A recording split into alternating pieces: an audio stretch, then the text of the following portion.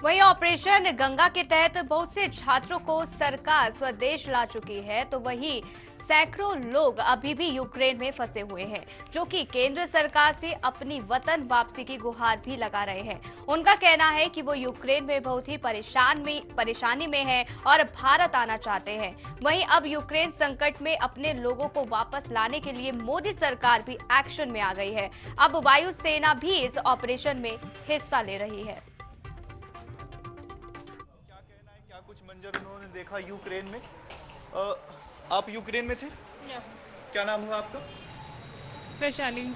अच्छा, ये बताइए यूक्रेन में क्या कुछ आपने मंजर देखा? मंजर क्या था, वहाँ पे बॉम्ब्स वगैरह गिर रहे थे, बहुत ज़्यादा पैनिक जैसा माहौल था कि सब बहुत डरे हुए थे कि कब कहाँ पे क्या हो जाए, ऐसा ही सीन था। अच्छा, एम्बेसी ने कितना कुछ जो है मदद की आपको यूक्रेन से इंडिया तक आने में? यूक्रेन से रोमानिया तक तो हम लोग खुद आए हैं, रोमानिया से फिर हम फ्लाइट से आए हैं। खुद आई हैं मतलब जैसे क्या कुछ साधन आप जी बस किए, क्या नाम, यूक्रेन से बॉर्डर तक आने के लिए, एंड वहाँ से बॉर्डर क्रॉस किया, एंड देन फिर हमें रोमानिया में बस ने पिक किया, वहाँ से हमें एयरपोर्ट ड्रॉप किया, एंड देन एयरपोर्ट से इंडिया। अच्छा, बॉर्डर पर ये भी खबरें आ रही थी कि छात्र जो है इंडियन उनको प्रताड़ित किया जा रहा है, तो ऐसा कुछ आपने देखा? खबर आई थी सुनने में, ऐसा कहते भीड़ बहुत ज़्यादा थी, तो भगदड़ जैसा माहौल था। और वहाँ के यूक्रेन के जो आम नागरिक थे उनका आपके साथ कैसा सलूक रहा? नहीं, उनका सलूक खराब नहीं था, वो अच्छे थे हमारे लिए। बंकर में कभी आपने कुछ वक्त गुजारा? मैं नहीं गई, हमारे फ्रेंड्स गए वहाँ पे, तो बहुत ज़्यादा भीड़ थी बंकर्स में। बिल्कुल। और इंडियन गवर्नमेंट के लिए आप क्या कहेंगी, जो ऑपरेशन गंगा चला रहे हैं उस पर आप क्या कहेंगी? Thank you so much for that. MBBS में आपका कौन सा ईयर है? Third year. बिल्कुल। आइए और भी छात्र हैं, बात करते हैं क्या कुछ कहना है छात्रों का ऑपरेशन गंगा को लेकर और क्या कुछ मंजर उन्होंने यूक्रेन में देखा, उस पर भी बात करते हैं। मैडम, आप भी यूक्रेन में ही थी? ठीक है। आप कौन से ईयर की पढ़ाई कर रही थी? MBBS first year.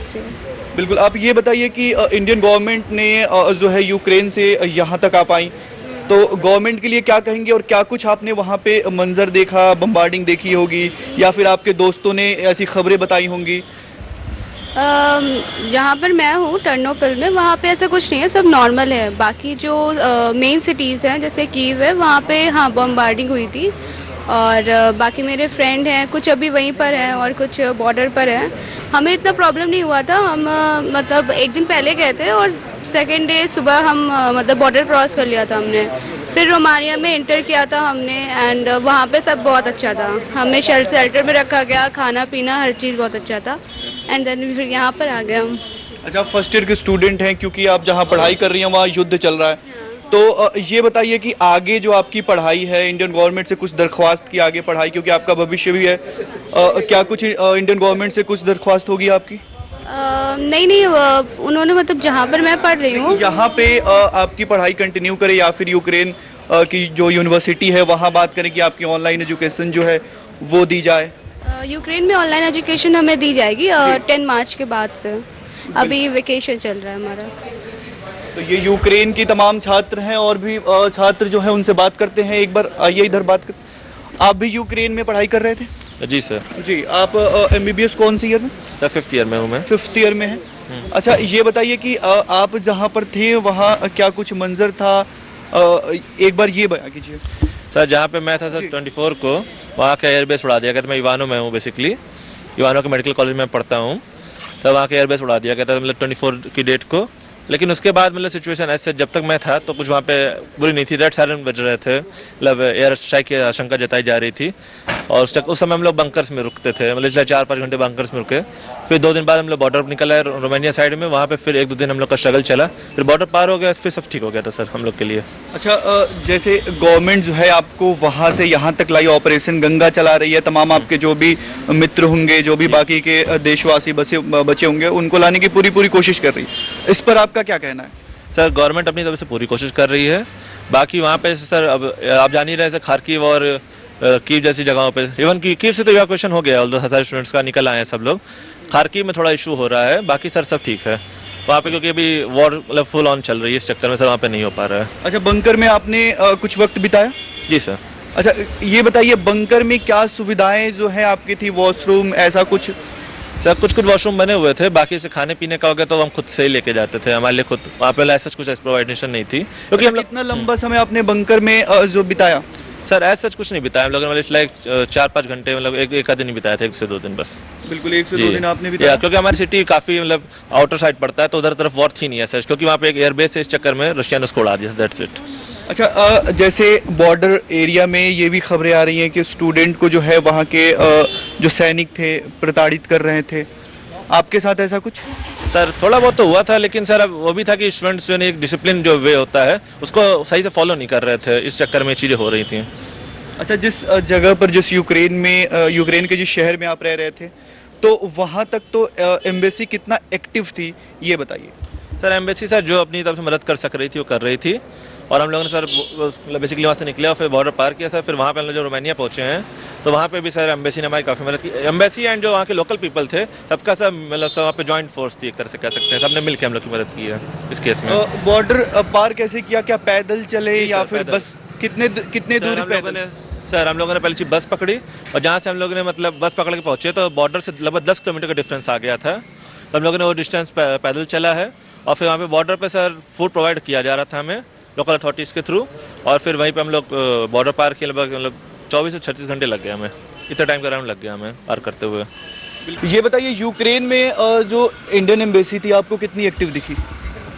Sir embassy जो थी रोमानिया और जो है हंगरी में ज़्यादा एक्टिव थी, पोलैंड में जो है बाद में एक्टिव हुई, जब मिनिस्टर वहाँ के लिए आए तो तब एक्टिव हुई। उसके पहले तो पोलैंड में तो किसी इंडियन को क्रॉस करने ही नहीं दिया जाता बॉर्डर पे, वहाँ की आर्मी जो थी बोलती थी कि आर्मी ज्वाइन करो, और केवल गर्ल्स को ही जाने देती थी। हम लोग 48 आवर बॉर्डर पे थे, उसके बाद हम लोग हॉस्टल आ गए, फिर दोबारा 2 दिन के बाद दूसरे बॉर्डर के लिए मूव किए। अच्छा, ये जो खबरें आ रही थी कि इंडियन को जो वहाँ के सैनिक हैं वो प्रताड़ित कर रहे थे, कर रहे थे? जी सर, वहाँ पर फायरिंग भी हुई थी और लातें भी मार रहे थे, और हमारे दोस्त के ऊपर तो कुत्ते भी छोड़ दिए थे। और यूक्रेन के जो लोकल थे, जो वहाँ के नागरिक थे, आपके साथ उनका रवैया कैसा था? सर हमारे यहाँ तो अभी लवीव में तो ठीक था, क्योंकि वहाँ बॉम्बिंग भी नहीं थी, तो सारा कुछ ठीक ही था। वहाँ पर लोकल से ज़्यादा हम लोग इंटरेक्ट नहीं करते थे।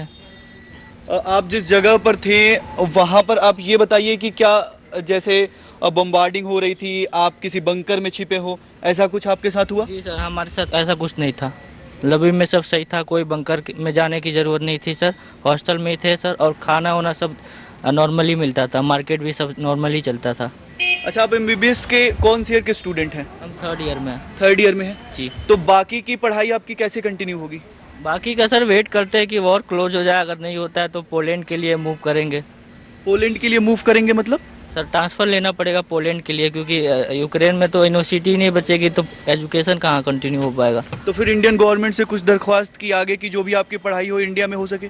सर इसके लिए तो अभी कुछ अपडेट नहीं है मुझे। तो हमारे साथ तमाम वो छात्र जुड़ चुके हैं जो यूक्रेन से भारत आए हैं ऑपरेशन गंगा के तहत।